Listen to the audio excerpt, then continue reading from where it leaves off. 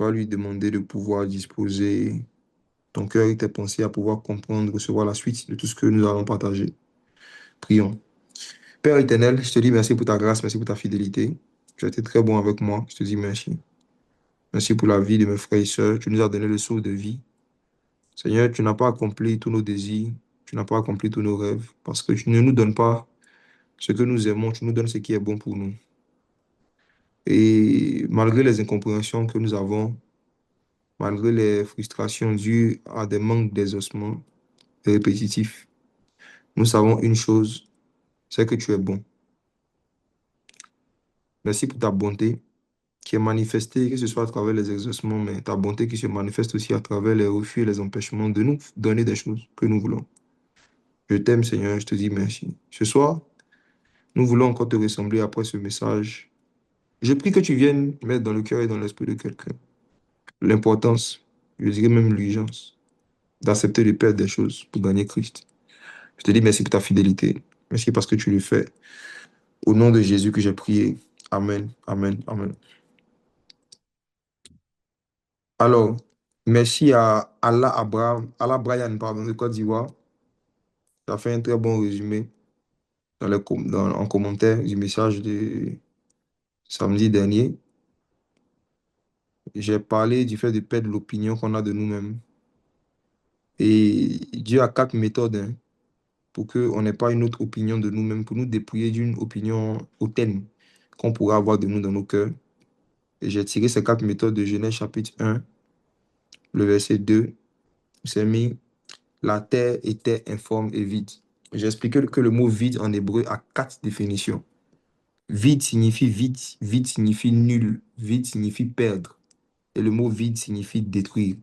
Donc, à partir des quatre définitions du mot vide, j'ai commencé à expliquer quatre façons dont Dieu nous vide de nous-mêmes. Dieu nous vide de nos opinions. Donc, j'ai parlé du vide zéro. Après, j'ai parlé du vide nul. Quand Dieu nous met dans des situations où on réalise qu'on est nul sans la grâce de Dieu. J'ai parlé maintenant aussi du fait de perdre. Ça, j'en ai assez parlé. Ce soir, je vais parler de la quatrième manifestation du vide. De comment est-ce que Dieu nous vide de nous-mêmes. Les choses que Dieu nous fait perdre pour qu'on ressemble à Christ. Et ce soir, je vais parler de vide en tant que détruire. Donc, si quelqu'un veut noter, le sous-thème de ce soir, si quelqu'un veut noter, ça sera perdre ses défauts pour gagner Christ. Perdre ses défauts. Perdre ses défauts. Parce que quand Dieu détruit nos défauts, Dieu passe par des gens ou par des choses pour détruire nos défauts afin que nous puissions gagner Christ. Perdre ses défauts pour gagner Christ. Hmm. Est-ce que quelqu'un peut m'aider à lire Philippiens chapitre 3 verset 4 à 8? Alors, est-ce que notre lecteur habituel est là? Ou bien on a quelqu'un d'autre? Josué Enoku. Est-ce qu'on peut le mettre comme hôte et puis lui donner la parole?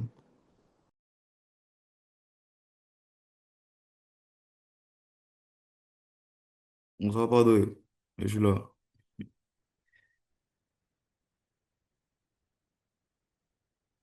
Allô? Allô?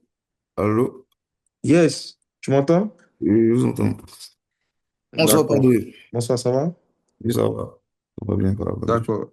Allons-y. Est-ce qu'on peut commencer la lecture? Ok. Philippiens 4. Hmm.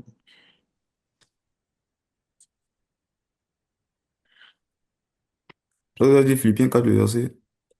Philippiens chapitre 4, chapitre 3 pardon, verset 4 à 8. Ok, chapitre 3, verset 4 à 8. Alors, moi aussi, cependant, j'aurais sujet de mettre ma confiance en la chair. Si quelque autre croit pouvoir se confier en la chair, je le puis bien davantage. Moi, circoncis le huitième jour, de la race d'Israël, de la tribu de Benjamin, hébreu né d'hébreu, quant à la loi pharisien, quant aux zèles persécuteurs de l'Église, irréprochable à l'égard de la justice de la loi. Mais ces choses qui étaient pour moi des gains, je les ai regardées comme une perte à cause de Christ. Et même je regarde toute chose comme une perte, à cause de l'excellence de la connaissance de Jésus-Christ, mon Seigneur, pour lequel j'ai renoncé à tout, et je le regarde comme de la boue afin de gagner Christ. Je les regarde comme de la boue afin de gagner Christ. Voici le verset de base hein, de la série d'enseignements qu'on a commencé au niveau des églises MSA. Et j'ai expliqué que Christ signifie l'onction et le oint. Donc, Christ, c'est la puissance du Saint-Esprit, mais c'est aussi le caractère de Jésus. C'est surtout le caractère de Jésus. Christ, c'est l'onction qui nous donne la force de nous comporter comme Jésus, de raisonner comme Jésus, d'agir comme Jésus, de vivre comme Jésus, de faire les mêmes œuvres que lui et de plus grandes. Christ. Donc, Christ, ce n'est pas un prénom. Christ, c'est une dimension, c'est une manifestation de la puissance de Dieu qui est semblable à celle de Jésus. Christ. Christ est le mystère de Dieu caché de tout temps. Christ est la dimension de Dieu, c'est la manifestation de Dieu que Dieu avait cachée aux hommes et aux femmes pendant des siècles, mais qu'il a révélé par Jésus. Et Jésus, Dieu l'a fait Christ et Seigneur. Dieu l'a fait Christ. Donc Jésus lui-même a gagné Christ. Jésus lui-même a manifesté un ensemble d'actes. Il a posé des actions pour gagner Christ, pour gagner l'onction, la puissance qui est au-dessus de toute puissance. Et voici, parmi les choses que nous devons accepter de perdre pour gagner Christ, il y a nos défauts. On va essayer de voir quelque chose, des définitions. C'est quoi un défaut? C'est quoi un défaut? C'est quoi un défaut? C'est quoi un défaut? Un défaut, je vais donner, disons, peut-être deux ou trois définitions, on verra. Première définition qu'on peut donner à un défaut. Vous savez, avant même de donner les définitions, je vais donner quelques vérités profondes sur les défauts. Le plus grand défaut qu'un enfant de Dieu puisse avoir, c'est le fait de ne pas connaître ses défauts. Je rembobine. Le plus grand défaut, le plus grand défaut qu'un enfant de Dieu peut avoir, c'est le fait de ne pas connaître ses défauts. L'ignorance de ses défauts. Il y a un esprit de distraction en commentaire. L'ignorance de ses défauts est la plus grande, c'est le plus grand défaut qu'on peut avoir qui peut nous empêcher de gagner Christ. Vous allez comprendre pourquoi je dis ça quand on va lire cet verset. La deuxième vérité sur les défauts, c'est que les défauts ne sont pas des péchés. Et la raison pour laquelle les défauts restent plus longtemps que les péchés dans nos vies, c'est parce que quand on se répand de nos péchés, mais on ne se répand pas de nos défauts. Les défauts ne sont pas des péchés. Donc, en général, les défauts ne sont pas perçus comme des souillures. Ce n'est pas perçu comme de l'impureté. Or, je ne sais pas si vous avez déjà fait attention à un détail. Quand la Bible parle des péchés et des œuvres de la chair dans Galates 17, j'aimerais attirer votre attention sur quelque chose. Allons ensemble dans Galates, Galates chapitre 5. 5. Les défauts ne sont pas des péchés. C'est pourquoi, en général, ils restent beaucoup dans nos vies parce que le sang de Jésus n'agit pas dessus. Hmm. Galates, chapitre 5. Quand vous prenez à partir du verset 19, quand il parle des œuvres de la chair, allons-y. Ok. Galates 5, à partir du verset 19. Or, les œuvres de la chair sont manifestes. Ce sont l'impudicité, l'impureté, la dissolution, l'idolâtrie, la magie, les inimitiés, les querelles, les jalousies, les animosités, les disputes, les divisions, les sectes, l'envie, l'ivrognerie, les excès de table, et les choses semblables. Je vous dis d'avance, comme je l'ai déjà dit, Je que, vous dis d'avance, comme je l'ai déjà dit, quoi? que ceux qui commettent de telles choses n'hériteront point le royaume de Dieu. Écoutez-moi, hein. Je ne sais pas si vous pensez que Paul s'amuse, mais vous le prenez au sérieux. Moi, je ne sais pas.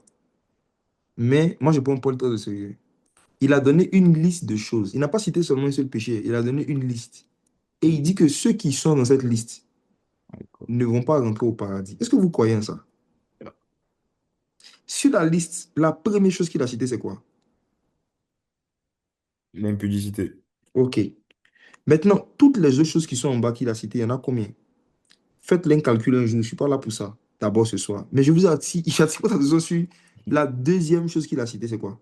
L'impureté. Bon, regardez, il cite l'impudicité, pas pour il cite l'impureté. Donc, c'est la même chose. Est-ce que c'est la même chose? Hmm. Paul dit l'impudicité, puis il cite l'impureté. Donc, ça veut dire qu'on peut ne pas être dans l'impudicité et puis être dans l'impureté. Parce que l'impudicité n'est pas la seule chose qui nous rend impurs. Il y a beaucoup de choses qui peuvent nous rendre impurs. Et parmi les choses qui peuvent nous rendre impurs, il y a l'impureté.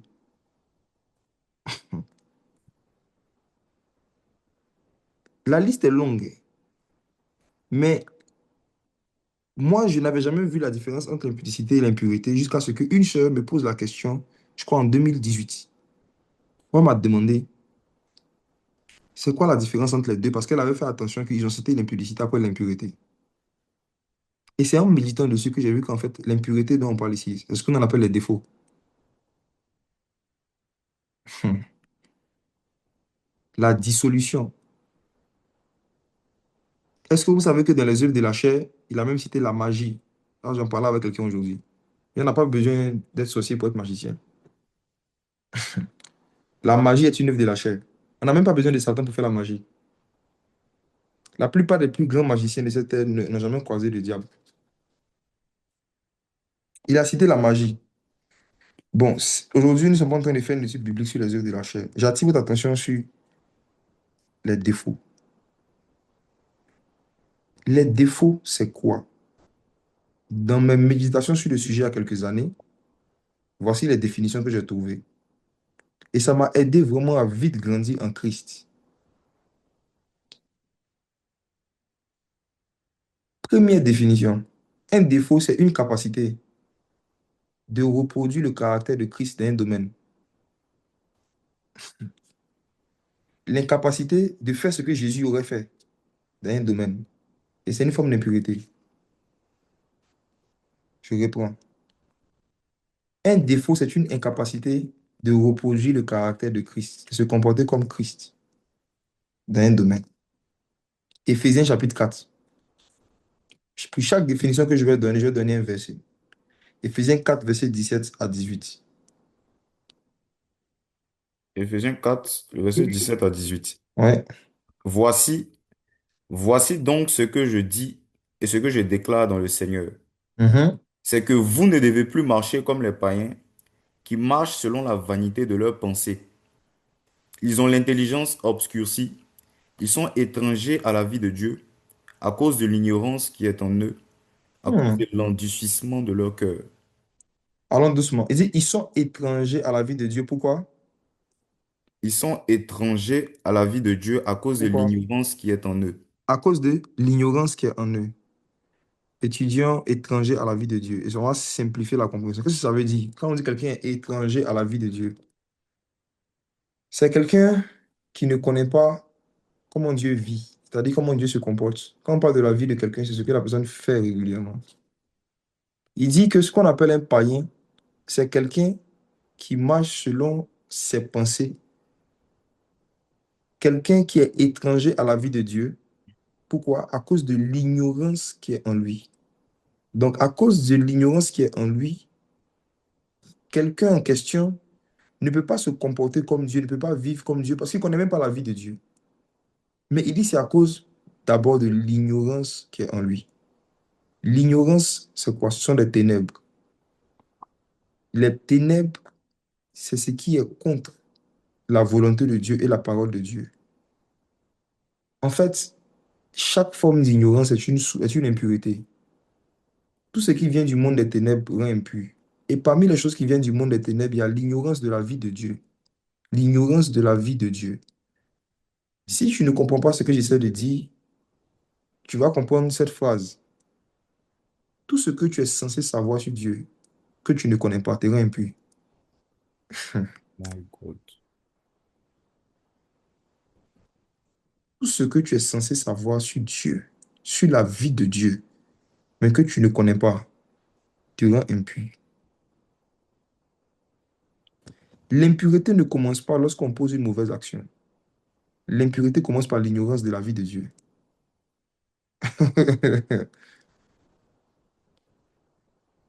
Il y a des choses que tu es censé savoir sur Dieu, s'il est ton Père. Mhm. Je vais vous donner une histoire dans la Bible pour qu'on comprenne dans quel sens est-ce que tout ce que nous ne savons, tout ce que nous sommes censés savoir sur Dieu et que nous ne savons pas est une impurité. Hmm. Regardez ce magnifique tableau. Un ange quitte le ciel, il apparaît à Marie. Il dit à Marie, tu auras un enfant. Marie lui pose une question. Comment la chose va arriver? Et l'ange lui dit, ne t'inquiète pas, le Saint-Esprit viendra, il te couvrira de son ombre. OK? Il lui explique. Mais avant Marie, le même ange était descendu chez Zacharie. Il lui avait donné la même prophétie. Tu auras un enfant. Zacharie avait posé la même question que Marie. Comment est-ce que la chose peut se faire? Mais avant de répondre, il a dit à Zacharie, je suis l'ange qui se tient devant Dieu. À cause de la question que tu viens de poser, tu seras muet.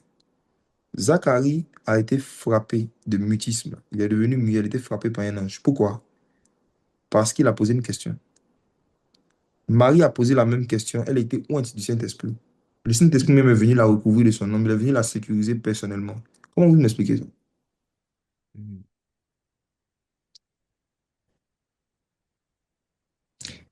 Ce paradoxe m'a intrigué pendant longtemps.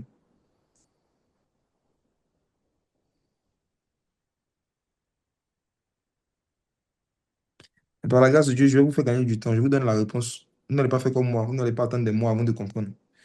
Regardez. Marie était une sœur ordinaire. Zacharie était un grand prêtre. Zacharie était prêtre, pardon, il était sacrificateur. En tant que sacrificateur, il y a des choses qu'il est censé savoir. Il y a des choses qu'il est censé savoir sur Dieu. Et avec la fonction qu'il a, à cause de la fonction qu'il a, il y a des questions qu'il n'a pas le droit de poser. Un. Et deuxièmement, sous la loi, lorsque quelqu'un rentrait dans le temple pour faire le service, comme c'était son cas, si cette personne-là manifestait une impureté, cette personne était frappée par un ange. C'est pourquoi vous allez voir que si vous lisez l'histoire d'Israël, lorsque le grand prêtre au temps de Moïse rentrait dans le tabernacle, on accrochait des cloches sur son habit, on mettait un fil à ses pieds. Comme ça, au cas où il est frappé dans le temple parce qu'il aurait commis une impureté, on peut tirer le fil, faire sortir son cadavre pour l'enterrer facilement. Donc, chaque fois que le grand prêtre rentrait dans le temple, dans le tabernacle, il rentrait en faisant attention à l'impureté. C'est pourquoi il se lavait beaucoup les mains, il faisait beaucoup de cérémonies, parce qu'il savait que Dieu, les anges de Dieu punissaient l'impureté dans le temple. Donc Zacharie était dans le temple.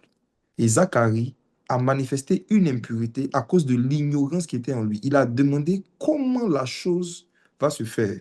C'est une question qu'avec la fonction qu'il avait et le niveau d'âge qu'il avait dans la foi, il n'était pas censé poser. Le fait que lui il ne savait pas ces choses, ça apportait une sanction. La preuve, c'est que dans notre système éducatif actuel, si un enfant de CP2 demande à son professeur, à un professeur de maths, monsieur, 5 fois 5, ça fait combien? Le professeur de maths va lui répondre. Mais si la même question est posée par un élève de terminale C à son professeur de maths, monsieur, combien font 5 fois 5? Il recevra une sanction. La même question posée dans la même école, une recevra une réponse si ça vient d'un enfant du CP2 de l'école primaire, mais une autre, la même question venant d'un élève de terminale scientifique va recevoir une sanction parce qu'on suppose qu'il y a des choses que tu n'es pas censé ignorer lorsque tu atteins un certain niveau. S'il y a de l'ignorance qui est encore en toi, en classe de terminale, sur 5 fois 5, c'est une impureté. On te sanctionne si tu ne connais pas 5 fois 5 en terminale. Parce qu'en terminale, ne pas connaître 5 fois 5 est une impureté. Donc, à cause de l'ignorance qui est en toi, on peut te chasser de la classe. De la même façon, plus vous durez dans la foi, plus il y a des versets que vous êtes censé connaître, plus les années de la vie chrétienne passent, plus il y a des vérités sur Jésus que vous êtes censé savoir. Et si vous ne savez toujours pas certaines choses, après avoir passé un certain nombre d'années à l'église, c'est une impureté. Votre ignorance est une impureté. Vous qui êtes dans la foi depuis 10 ans, qui n'avez pas encore lu le Nouveau Testament en entier, vous êtes impurs. Vous êtes fâchés. Écoutez, écoutez-moi. Les païens sont ceux qui ne connaissent pas la vie de Dieu. Toi, tu es dans l'église, tu ne connais pas la vie de Jésus. C'est quoi la différence entre toi et le païen? Paul dit que les païens sont des gens qui sont étrangers à la vie de Dieu. La vie de Dieu, c'est la vie de Jésus.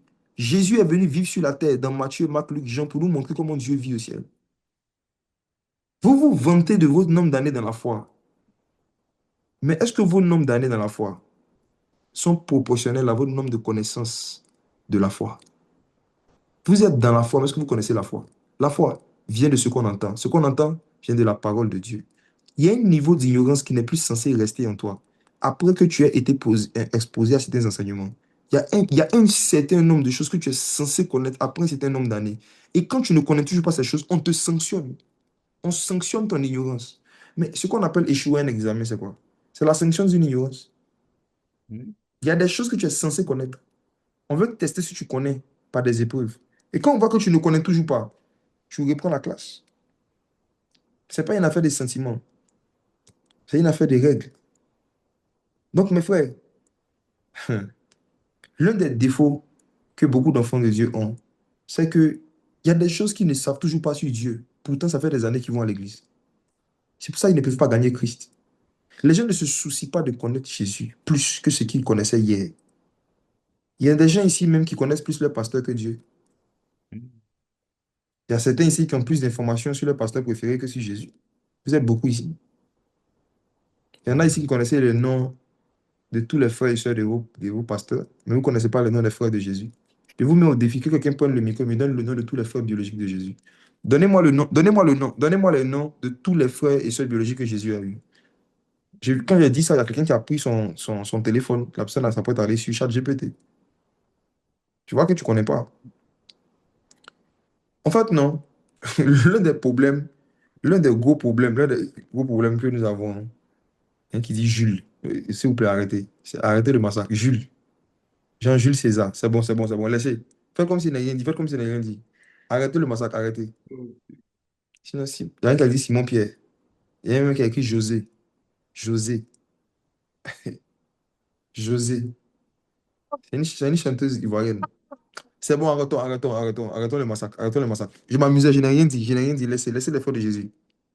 Laissez José, laissez-les. Alors, il y a des choses que vous êtes censés savoir sur Jésus. Et aujourd'hui, la distraction, l'une des distractions dans lesquelles beaucoup de chrétiens évangéliques sont tombés, c'est le fait de vouloir forcément connaître, avoir beaucoup d'informations sur les hommes de Dieu, certains hommes de Dieu, certains prophètes, mais ne pas chercher autant de choses à savoir sur la vie de Dieu. Il y en a qui sont étrangers à la vie de Dieu, mais qui connaissent très bien la vie des pasteurs. Oui. Ils sont ignorants de la vie de Dieu, mais la vie des pasteurs les intéresse tellement. C'est une impureté que de ne pas connaître certaines choses après un certain nombre d'années. Un enfant qui va à l'école depuis 15 ans, qui ne sait toujours pas multiplier la table de multiplication par 5, non, on le sanctionne. Zacharie a été sanctionné parce qu'il a posé la question après un certain nombre d'années de ministère. Hmm. Moi, je vais à l'église, à l'école du dimanche, depuis que je suis euh, enfant. Mais c'est en 2011 que j'ai commencé à lire la Bible. Allez, depuis les années 90, on va à l'église. Mais c'est en 2011 que j'ai commencé à lire la Bible. J'imagine ici des personnes depuis combien d'années vous partez à l'église? Mais est-ce que vous avez vraiment décidé d'aller à la Bible? Est-ce que vous avez vraiment décidé d'aller à la Bible? Aller à l'église sans aller à sa Bible, c'est aller en enfer.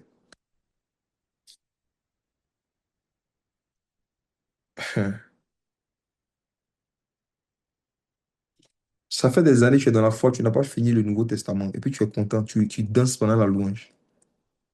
Vous qui dansez, regardez, Vous qui aimez, vous qui aimez la louange là, et puis qui aimez les parties des prédications où on rit, comme on rit là. On rit parce que nous on a fini de faire certaines choses. Quand vous nous voyez danser, c'est parce que nous on a fini de lire la Bible, hein. On danse, on se réjouit dans la présence de Dieu, on rit. Parce que nous, au moins, on a fini le Nouveau Testament. Toi, même Matthieu, tu n'as pas fini, toi, tu ris. C'est un défaut. L'ignorance de certaines choses après un certain nombre d'années, ça devient un défaut. Deuxième définition d'un défaut, j'avance. Un défaut, c'est une chose qui est mauvaise, mais qui n'est pas un péché. Une chose qui est mal, mais qui n'est pas toujours un péché. Le mal. Dans Matthieu 6 verset 13, nous connaissons cette prière où notre Seigneur Jésus dit, quand vous priez, dites, notre Père, délivre-nous du mal. Jésus demande à ses disciples de demander la délivrance. Jésus demande à des gens qui ont le Saint-Esprit de prier pour la délivrance. Même pas la délivrance des démons, mais délivre-nous du mal. Délivre-nous du mal. Délivre-nous du mal. Il n'a pas dit du péché. Parce que si tu appelles Dieu ton Père, c'est que tu es délivré du péché déjà. Mais après être délivré de nos péchés, on a cherché à délivrer du mal. Le mal, c'est un ensemble d'habitudes qu'on a qui nous poussent à pécher. Donc, en fait, ce ne sont pas des péchés. Je prends un exemple, la colère. Il dit, quand vous vous mettez en colère, ne péchez point, que le soleil ne se couche pas sur votre colère. Donc, se mettre en colère n'est pas un péché, mais c'est un mal. Pourquoi? Parce que quand tu as l'habitude de te mettre en colère, il dit que le soleil ne se couche pas sur votre colère. Et tu peux avoir un défaut qui consiste à laisser le soleil se coucher sur ta colère. Mhm. Le fait d'être quelqu'un qui garde sa colère pendant trop longtemps, c'est un mal, c'est un défaut. Vous devez demander à Dieu de vous éclairer sur des choses que vous faites qui ne sont pas des péchés, mais qui sont mal à ses yeux. Ce qu'on appelle les défauts. J'avance. Un défaut, c'est une chose qui est mauvaise, mais qui n'est pas un péché, je l'ai dit. Mais le point, c'est que un défaut, c'est un comportement qui nous fait du bien à nous et qui fait du mal à notre prochain. Un défaut, c'est toute action qu'on pose qui nous fait du bien à nous, mais qui fait du mal à notre prochain. Exemple,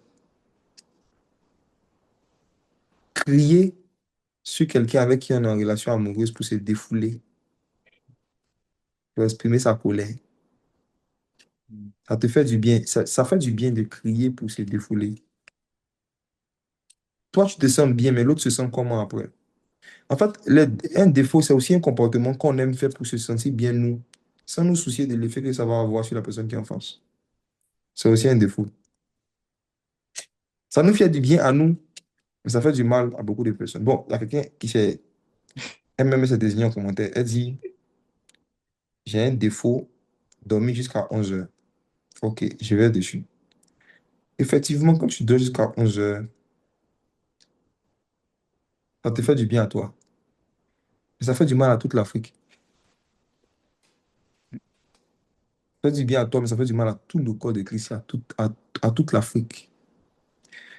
Dans quel sens?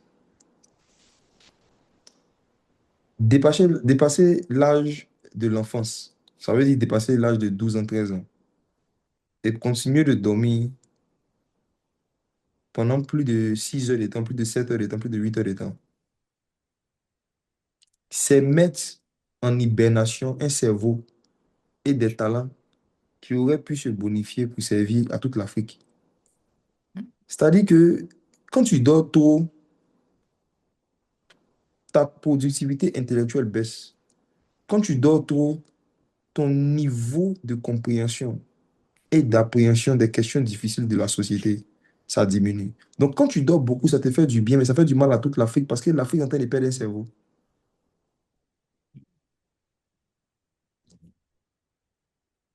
L'Afrique est en train de perdre un cerveau. L'Afrique est en train de perdre encore un énième cerveau. Ton quotient intellectuel va baisser. Tes capacités de retenir beaucoup d'informations vont baisser. Tes capacités de pouvoir comprendre les choses complexes vont baisser quand tu dors trop.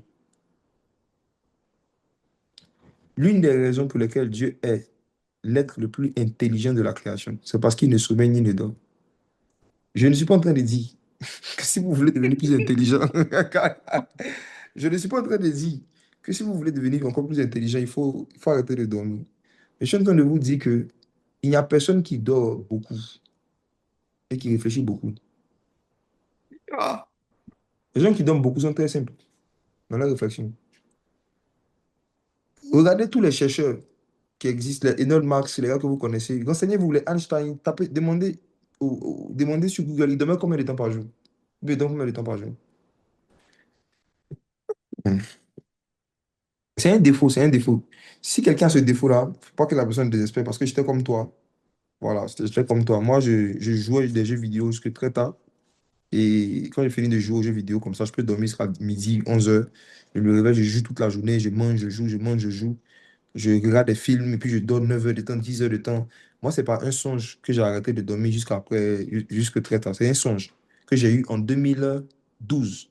Un songe que j'ai eu en 2012 ou 2011. C'est après ce songe-là que j'ai commencé vraiment à ne plus dormir comme si j'étais en compétition avec les cadavres de mon pays. Alors, je fais un songe où dans le songe, j'étais encore en train de dormir jusqu'à après 10 heures, puis je fais un songe où dans le songe, je vois un homme qui est attaché, il est habillé comme les chefs du village, là, ici en Afrique. Et puis la personne, Seigneur Jésus, quelqu'un dit, moi je me suis réveillé à 15 heures.